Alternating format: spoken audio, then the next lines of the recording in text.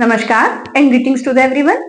आज हम BH curve से शुरुआत करेंगे। आगे बढ़ने के पहले प्लीज हमारे चैनल को लाइक, सब्सक्राइब एंड शेयर कीजिए। बीएच कर्व क्या होता है?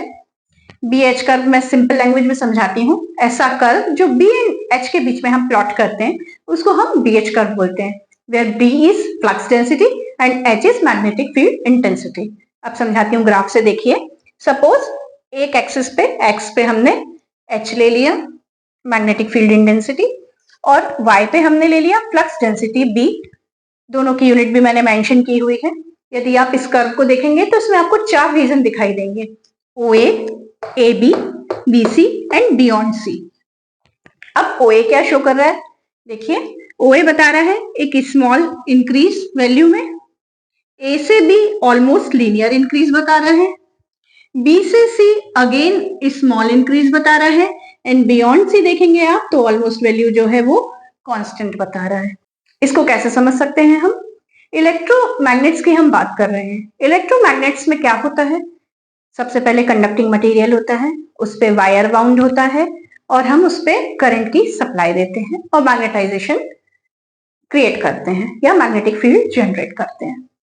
तो इसमें सैचुरेशन की बात कैसे आएगी या कांस्टेंट की बात कैसे आएगी वो मैं आपको समझाती हूँ।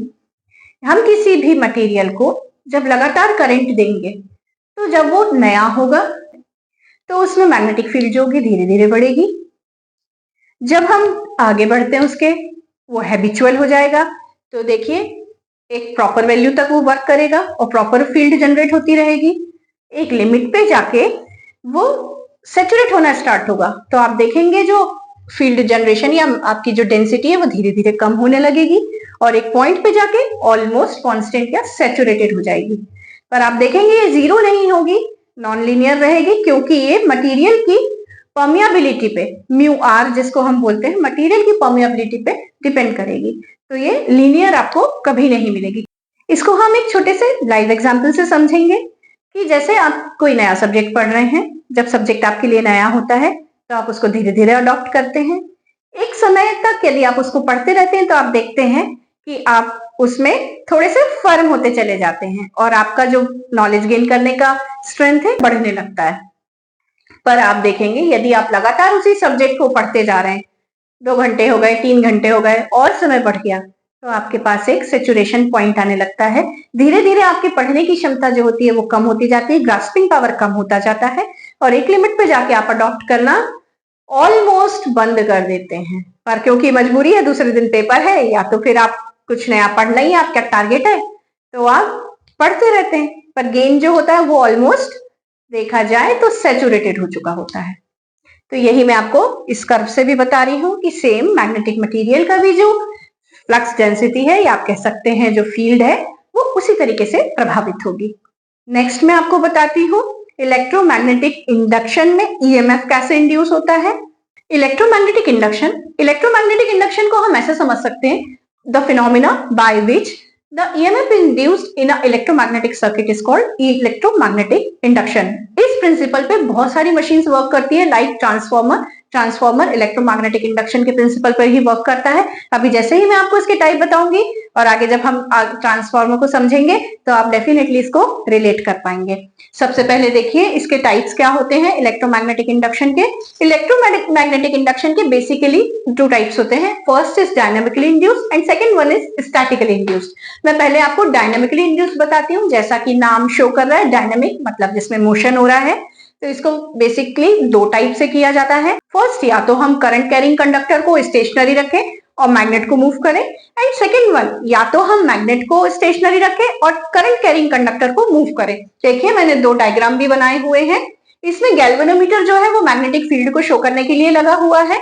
दोनों डायग्राम में यदि आप देखेंगे यहाँ पे मैग्नेट मूव हो रहा है और करंट कैरिंग कंडक्टर जो है वो स्टेशनरी है।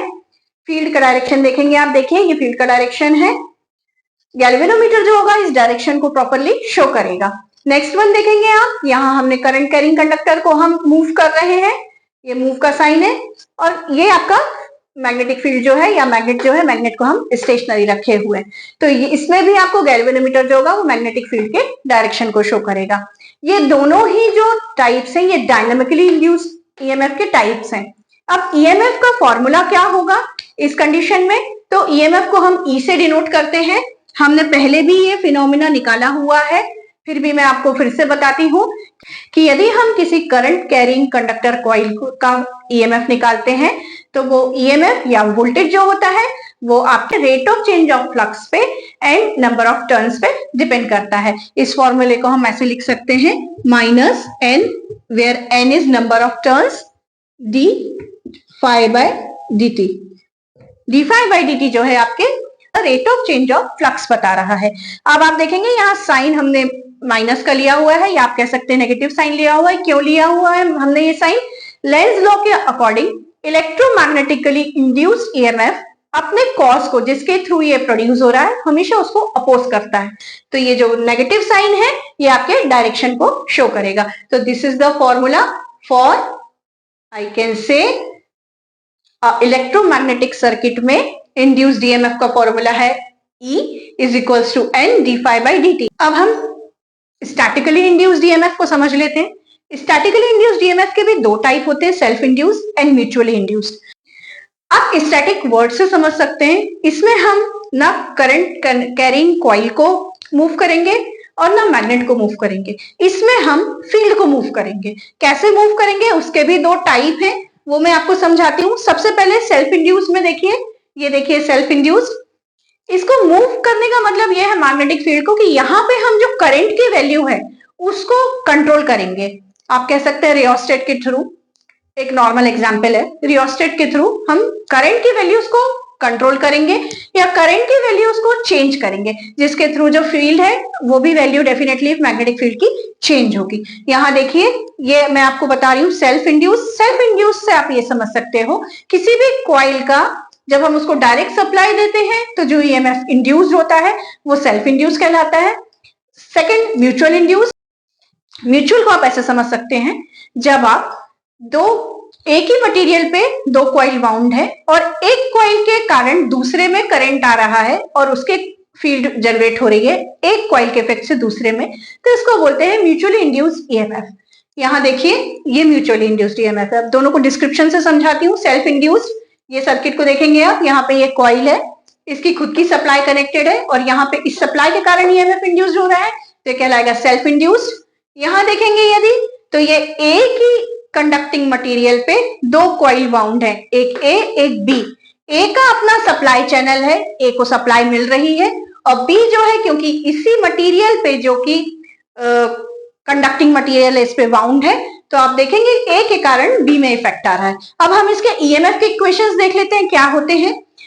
सेल्फ इंड्यूस के देखेंगे सबसे पहले। सेल्फ इंड्यूस का E is equals to minus L D I by D T.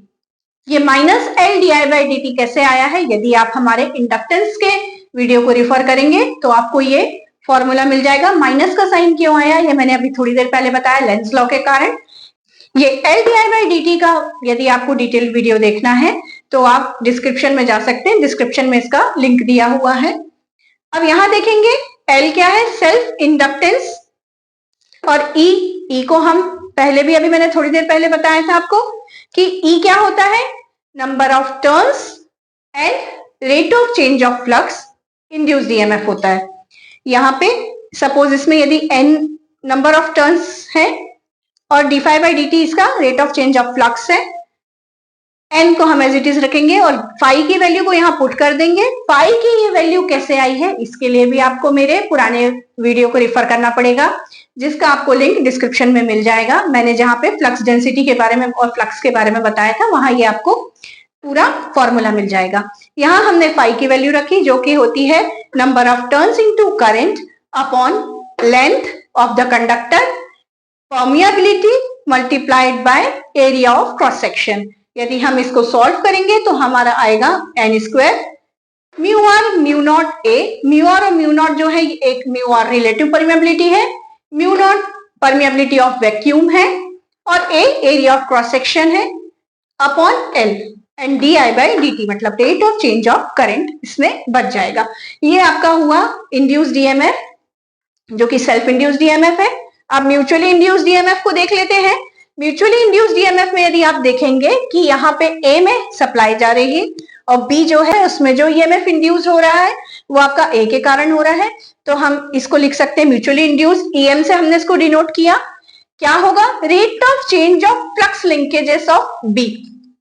इसमें जो भी फ्लक्स लिंकेज ए के कारण हो रहा है वो होगा आपका ईएमएफ। कैसे होगा इसका फॉर्मूला और थोड़ा एलेबोरेट करें हम, तो rate of change of flux linkage कैसे करेंगे? Number of turns of coil B, B के जो भी नंबर ऑफ टर्न्स है, सपोज यदि N2 मैंने इसको लिखा, N2 into rate of change of flux A, मतलब कॉइल ए का जो भी rate of change of flux होगा वो हम यहां नोट करेंगे। कैसे लिख सकते हैं? अगेन देखिए, N2 इसके टर्न्स हुए, N1 इसके टर्न्स हुए, N2 rate of change of, अब आप इस कॉइल का यदि हम N1 मानते हैं तो ये फॉर्मूला मैंने अभी थोड़ी देर पहले ही आपको बताया। देखिए यहां हम इसको ले लेंगे N1 I1 L upon mu not mu R A. यदि हम इसको सॉल्व करते हैं तो हमें मिलेगा N1 N2 A mu not mu R upon L D I by D T. अब जैसे यहाँ पे मैंने आपको L बताया था सेल्फ इंड्यूस्ड ईएमएफ का कोफिशिएंट, वैसे ही यहाँ पे मैं आपको एक कोफिशिएंट और बता रही हूँ म्यूचुअली इंड्यूस्ड ईएमएफ का, जिसको हम डिनोट करेंगे EM is equals to M D I by D T. अब देखिए आपके पास दो फॉर्मूले हैं, ये first L D I by D T self induced EMF का और म्यूचुअली इंड्यूस्ड ईएमएफ का EM minus M D I by D T. ये दोनों फॉर्मूले के थ्रू आप जो आपका स्टैटिक इंड्यूस्ड ईएमएफ है उसको निकाल सकते हो। आज के लिए इतना ही। यदि आपको मेरा वीडियो पसंद आए तो please like, subscribe and share, और यदि आपकी कुछ क्वेरीज हैं तो प्लीज कमेंट में लिखिए। Thank you so much.